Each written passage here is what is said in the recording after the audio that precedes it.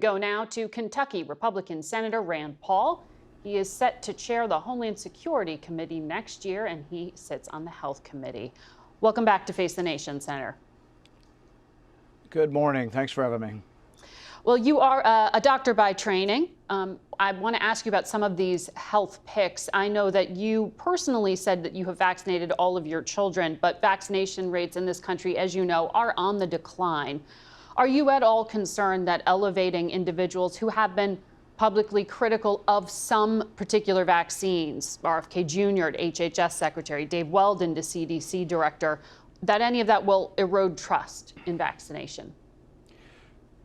You know, I think all of us can agree that there's an increase of vaccine hesitancy. And I think it comes from people not believing what the government is telling them. The fact that the CDC Committee for Vaccines and the FDA Committee for Vaccines said for COVID boosters that you should take a booster if you're over 65. And yet the Biden administration and Rochelle Walensky actually politicized that, didn't follow the science, and said you should boost your 6-month-old. And the American public is rejecting this. Only about 20% of the American public of all ages is taking the COVID booster because the government hasn't been honest with us. Well, that dishonesty has led to vaccine hesitancy. Other vaccines as well, not just COVID vaccines. There's concern about measles. Right, but people have to believe it. Exactly, but people are doubting because they're being told that. I'll give you an example. Look, I think vaccines, smallpox, the story of smallpox vaccine, polio vaccine are some of the most miraculous discoveries in all of medicine. And I'm not against vaccines. But like when my kids were little, the hepatitis B vaccine, they still want to give it to them as a newborn. My baby's new and just, come into the world. And you can see how a lot of reasonable people say, why do I have to do it as a newborn? Couldn't I come back in 3 months or 6 months? So really it's about choice. It's about getting rid of mandates. It's about letting people participate, but it's also about the government being honest. What are the risks and what are the benefits? And they haven't been honest on COVID because healthy children do not die from COVID, do not get seriously sick, and there's no proof that the vaccine has any medical benefit for healthy children. Well, we want to move on to other topics, sir, but we will continue to cover vaccination in this country. I think what you said there is that you're supportive of all those health nominees, from what I heard. You have been, I'm sorry, did you want to say? Oh, I was just going to say, yes, I am supportive, but I wouldn't describe them as the problem with vaccine hesitancy. I would describe the government misinformation as the problem with vaccine hesitancy. Okay. Well, messengers matter, though. But you have raised concerns in your role on Homeland Security about the implementation of some of the promises Donald Trump made on the campaign trail. His mass deportation vow is very popular. Our CBS polling shows 57% of voters like the idea, but how it is implemented matters a lot to voters. The vast majority prefer that federal law enforcement or immigration agencies carry them out. Just 40% say the U.S. military should be involved. The stated Trump plan is to use the military or military assets, deputize the National Guard, and have them act as immigration agents. Do you believe that is lawful? You know, I'm 100% supportive of going after the 15,000 murderers, the 13,000 sexual assault perpetrators, rapists, all these people. Let's send them on their way to prison or back home to another prison. So I would say all points bulletin, all in. But you don't do it with the Army because it's illegal. We've had a distrust of putting the Army into our streets because the police have a difficult job, but the police understand the Fourth Amendment. They have to go to judges. They have to get warrants. It has to be specific. And so I'm for removing these people, but I would do it through the normal process of domestic policing. Now, I would say that the mayor of Denver, if he's going to resist federal law, which there's a long-standing history of the supremacy of federal law, if he's going to resist that, it will go all the way to the Supreme Court.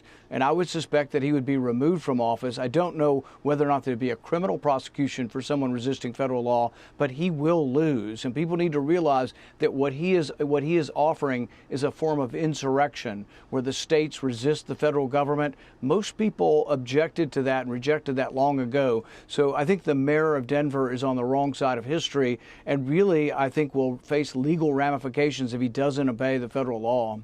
Just in context on those numbers you rattled off in terms of criminals, those numbers from ICE, are accurate figures, but they're over a 40-year period of time. What we know now about the immigration authorities who would have to be charged with rounding these individuals up, there are just 6,000 agents, 41,000 detention beds to carry out the assignment of rounding up millions of undocumented people potentially. How do you suggest they implement it? And if this is a red line for you in terms of using the military, would you vote no on the DHS secretary, Kristi Noem? I will not support and will not vote to use the military in our cities. I think it's a terrible image. But I will tell you, but just in the last week, with the belief that a new administration will change things, there were 4 or 5 criminals arrested in the last week. And what would happen, and I think what will happen under Donald Trump's administration is, I don't recommend to use the Army, but I would use the FBI, I would use ICE, I would use Border Patrol.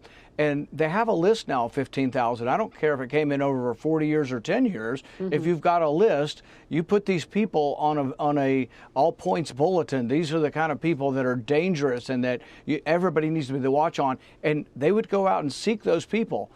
We have about 30,000 very dangerous people already convicted of crimes. That should be the first priority for all of this. Let's go find those people, but it's not about detaining them. In all likelihood, they should be going to a jail, either a jail here or in the country they came from.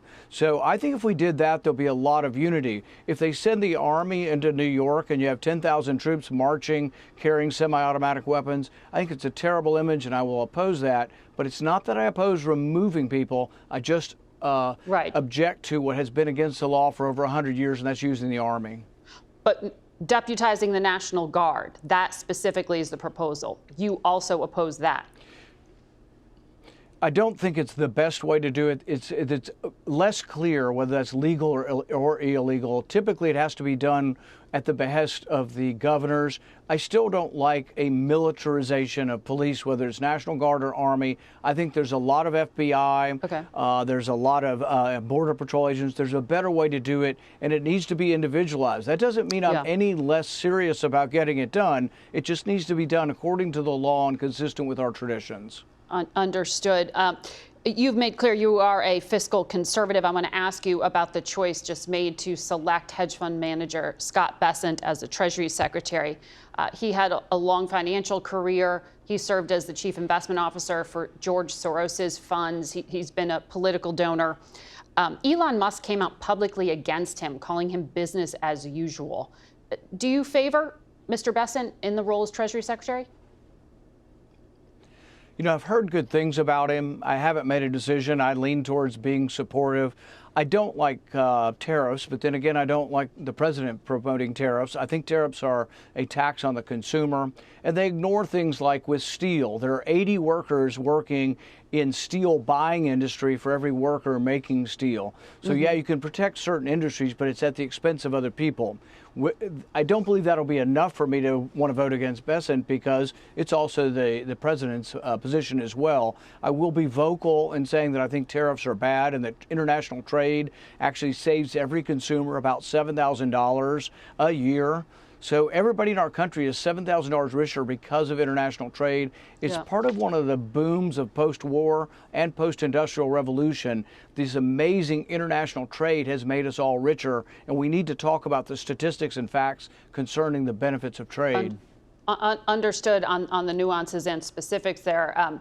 But that is primarily how Donald Trump is promising to pay for all the things he promised on the campaign trail. As you know, the federal debt is past $36 trillion as of this week. His proposals to lift taxes off of tips, overtime, Medicare, Social Security, give tax credits, that could add as much as $8 trillion more to the deficit, according to the Committee for Responsible Budget. Do you actually expect Republicans to take up these proposals?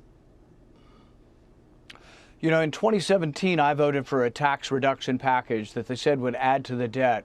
But I also forced my colleagues to vote for pay-as-you-go. It's a policy that's in our law, and they have to waive it, which means that if a tax cut causes a reduction and it causes an increase in the debt because of reduced revenue, that you have to have spending cuts. So I've always been in favor of the tax cuts, but I've also been in favor of the spending cuts. The same will occur with this. If we do cut taxes, which I think helps the economy, you leave money in the hands of the productive private sector. I think that's a good idea.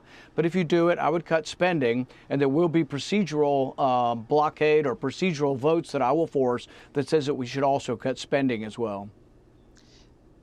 Our polling shows that the vast majority of Americans, 86%, prefer people with experience running the agencies. And 64% polled by us think it's important to appoint people with that experience in Washington. Given that, for example, the Pentagon pick hasn't ever managed a large corporation or held a high rank in the military, do you think he can run the Pentagon?